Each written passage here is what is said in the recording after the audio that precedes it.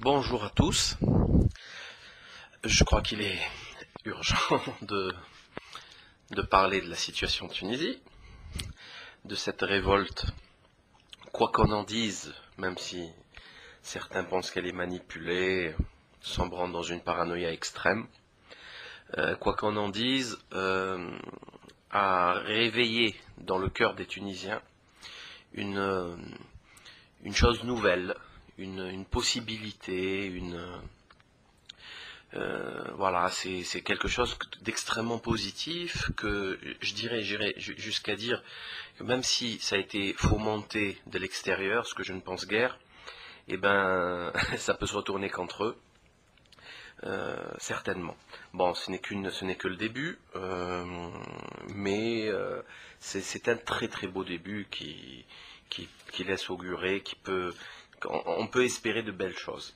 Enfin, une révolte non manipulée par Soros ou quelques agents de la CIA, hein, les révoltes, les révolutions colorées, la révolution orange, la révolution marron, la révolution fuchsia, les cochonneries d'Europe de l'Est, là, et des anciennes de Russie, la Fédération de Russie, tout ça.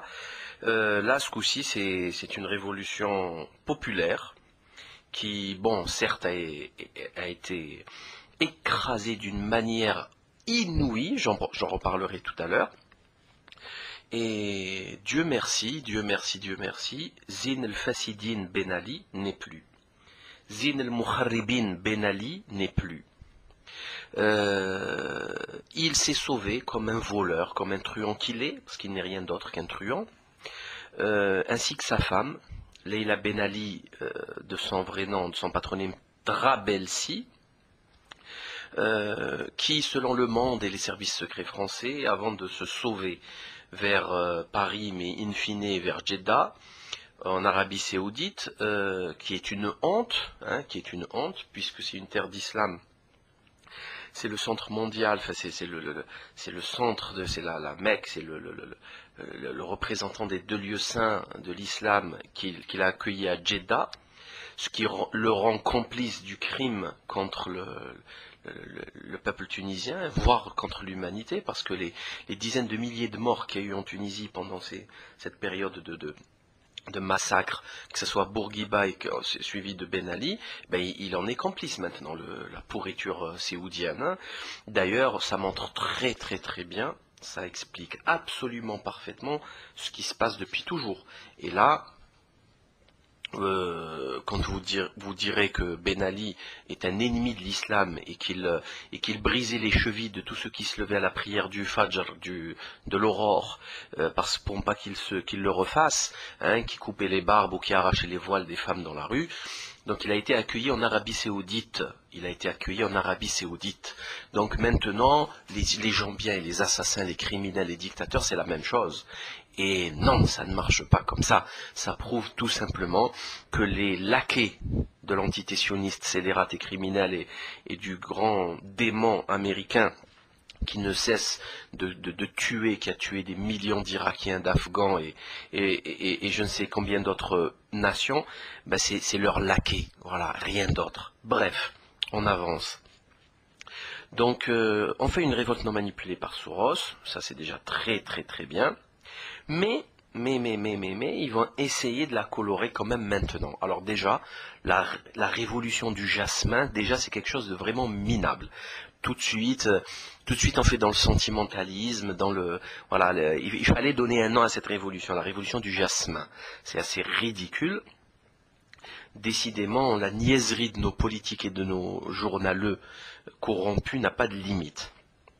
Bref, gloire au peuple tunisien, gloire aux martyrs, au shahid Mohamed Bouazizi, hein, de Sidi Bouzid, et tous ses frères tombés sur le champ d'honneur. Mais, attention, chers amis tunisiens, je ne suis pas un donneur de leçons, je ne suis pas là pour vous expliquer ce que vous devez faire, mais étant français, étant éveillé à certaines réalités, j'aimerais vous avertir d'un danger imminent, d'un danger extrêmement grave, c'est la démocratie.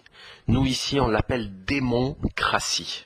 Démon, du mot démon, démoniaque, et cratie, C-R-A-2-S-I.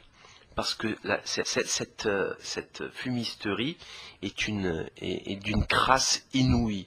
D'ailleurs, ça n'existe pas, la démocratie, hein, ça n'a jamais existé. Ça n'a jamais existé, et je vais vous demander d'avoir un peu de mémoire. Bon, déjà historiquement en Grèce antique, il n'y a jamais eu de démocratie, hein, puisque il y avait 10%, voire même pas 5% de la population était seulement déclarés citoyens que les hommes. Les femmes étaient déclarées mineures comme les enfants, et il y avait 95% d'esclaves au service du citoyen. Donc voilà ce qu'est la démocratie grecque. Donc le pouvoir n'est pas au peuple. Il ne l'a jamais été. D'ailleurs en France, le pouvoir n'est pas au peuple. Le pouvoir est aux banksters, hein, qui ont ruiné la planète. Le pouvoir est aux médias, hein, clairement, et aux financiers et aux multinationales. Voilà. Il n'y a qu'à voir l'affaire du Mediator et ses 2000 morts, voire plus. Et depuis 30 ans que ça dure et rien n'a été fait. D'ailleurs, je vous signale que c'est la démocratie francaoui qui a soutenu Ben Ali. Vous l'avez vu, hein, jusqu'à la dernière seconde. Jusqu'à la dernière seconde, ils ont soutenu Ben Ali. Éric Raoult l'a soutenu d'une façon assez extraordinaire. Vous pouvez voir la vidéo, elle est disponible. Le pédophile Mitterrand, Frédéric, et sa villa d'Hammamet l'a soutenu jusqu'au bout. Jusqu'au bout, c'est à gerber. Bon, déjà qu'il est gerbant de rien qu'avoir sa face de rat. Delanoë a eu le culot de nous dire qu'on l'a appelé de Tunisie et qu'on lui a demandé de se taire. Nous prend-il pour des imbéciles? Dominique Strauss-Kahn en 2008, l'assassin financier du FMI. Dominique Strauss-Kahn est venu prendre une récompense, une médaille de Ben Ali, en nous expliquant que la Tunisie s'en sortait très bien. Chirac, idem, nous expliquait que le droit du peuple tunisien, c'est de manger, de dormir et de faire caca. Rien d'autre. Sarkozy, j'en parle même pas, il était prêt à accueillir Ben Ali. Heureusement qu'il y avait beaucoup de Tunisiens au Bourget, à l'aéroport et devant l'ambassade de Tunisie, et il a craint pour la sécurité publique, c'est clair, hein, c'est pas plus compliqué que ça. Sans oublier Michel Alliot-Marie. Alors là, on a eu droit à quelque chose d'assez extraordinaire, vraiment extraordinaire, puisqu'elle a proposé à la police criminelle tunisienne l'aide du savoir-faire français. Et elle s'en est expliquée hier d'ailleurs, hein, à l'Assemblée nationale dans une commission, hein, le mardi 18 janvier. Elle d'ailleurs assez maladroitement, hein, elle bafouillait. Et elle expliquait qu'elle voulait juste aider la police française pour ne pas faire plus de morts. La police tunisienne. Donc il fallait former la police tunisienne pour ne pas tirer, comme si c'était un manque de formation qui a créé tous ces morts, et non pas un ordre de Ben Ali. Parce que moi j'aimerais poser une question à Michel Alliot-Marie, question que semble-t-il toute la pourriture politique, tous les repris de justice de députés et de sénateurs qui avaient autour d'elle n'ont pas su lui poser. Les snipers qui étaient sur les toits et qui tiraient sur le peuple, qui visaient la tête et le cœur, comment on les forme eux? On les forme comment? En se positionnant mieux, en se couchant mieux, en leur donnant des FAMAS un peu plus les derniers modèles? Comment on fait? C'est comment on fait pour former les snipers? Ont-ils reçu un ordre direct ou pas de Ben Ali? Voilà, ça c'est une question que j'aimerais poser à Michel Alliot-Marie, qui, donc, par l'intermédiaire du président de la République, Billy the Kid, qui nous sert donc, Nicolas Sarkozy de Najib Boksa, qui nous sert donc de président français, elle a voulu aider Ben Ali. Donc voilà, là je crois que les choses sont claires. Donc la démocratie francaoui, la démocratie a toujours aidé, qu'elle soit de gauche ou de droite. D'ailleurs, vous voyez là diffusé sous vos yeux quelques images des ennemis de la Tunisie et de tous les peuples maghrébins, tous les peuples africains, tous les peuples musulmans ou pas d'ailleurs, c'est leurs ennemis parce que ils ne veulent pas qu'ils s'en sortent. C'est clair, ils ne veulent pas qu'ils s'en sortent. Ok, c'est définitivement clair. Alors moi, ce que je propose, c'est de les bannir, de les empêcher de rentrer sur votre territoire et éventuellement de les exproprier de leur villa, hein, la villa d'Hammamet du pédophile Mitterrand ou la villa de Bizerte de l'autre dégénéré de Delanoë, hein, qui sont assez misérables en fin de compte. Bref, voilà la vraie image de la démocratie française. Et de ces donneurs de leçons. Bien sûr, il ne faut surtout pas tomber dans le panneau du colonialisme, hein, du complexe de colonisabilité de Malek Bennabi, c'est-à-dire ne soyez pas impressionnés par le discours, par le costume et la jolie cravate, comme je dis toujours. Hein, ne soyez pas impressionnés quand ils parlent de démocratie, tout ça, je vous assure qu'ils n'y croient pas eux-mêmes. Ils n'y croient pas. Parce que le réel patron aujourd'hui, c'est l'argent, c'est le plus riche qui commande. Pourquoi? Parce que le concept de démocratie est très très simple. On va créer des élections, et pour créer des élections, il faut pour faire des élections, et surtout les campagnes électorales, il faut de l'argent.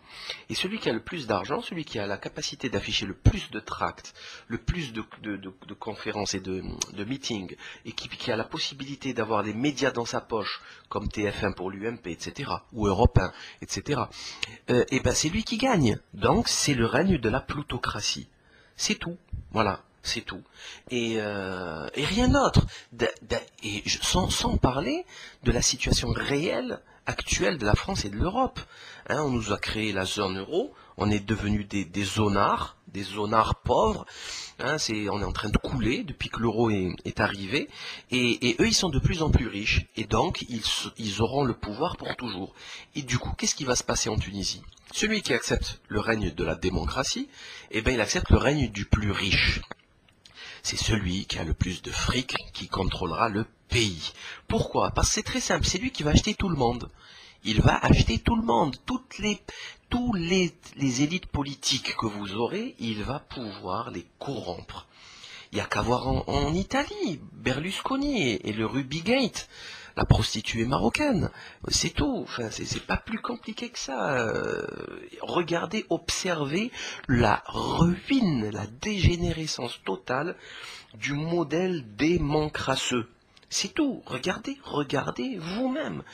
Je crois que les choses sont claires. C'est pas la peine d'aller plus loin dans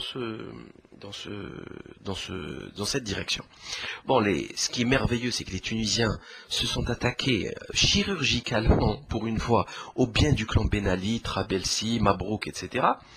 D'ailleurs, ils ont fait un jeu de 52 cartes avec tous les ennemis, hein, les proches de Ben Ali. Et je le répète, il faut surtout pas oublier les amis francaouis de ce sanguinaire. Hein. Attention, il faut bien finir le travail. Il faut être très conscient que ces gens ne vous laisseront pas faire.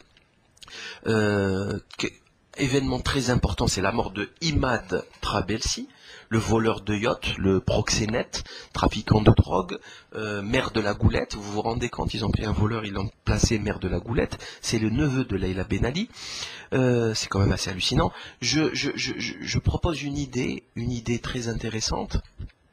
C'est de mettre une prime sur Ben Ali, Wanted, Dead or Dead, de, je sais pas, 10 ou 20 millions d'euros. Comme ça, ça l'empêchera de dormir la nuit, parce que vu la racaille avec laquelle il fricote, même Kadhafi va le vendre pour 20 millions d'euros. Sa femme, alors là, j'en parle même pas, il suffit de voir l'ex-femme du démocrate Baby Doc, le dictateur haïtien, qui l'a ruiné, qui lui a bouffé tout son fric et qui a divorcé. Hein, en France, bien sûr, il a été accueilli en France. Au début, c'était provisoire. Après, il est resté 25 ans en France. Enfin, c'est quand même assez hallucinant. Duvalier, je parle de Duvalier là. Hein.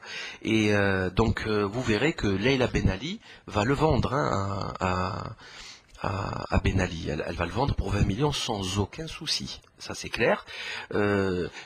Petite anecdote aussi, enfin, Ben Ali, Leïla, elle est assez jeune, elle ne pourra pas rester avec ce vieillard de 75 ans, même s'il se teint les cheveux, hein, parce que apparemment, je ne sais pas si vous avez remarqué, que ce soit Ben Ali ou le botoxé Kadhafi, Muammar Kadhafi, il est plein de chirurgie esthétique, plein de botox.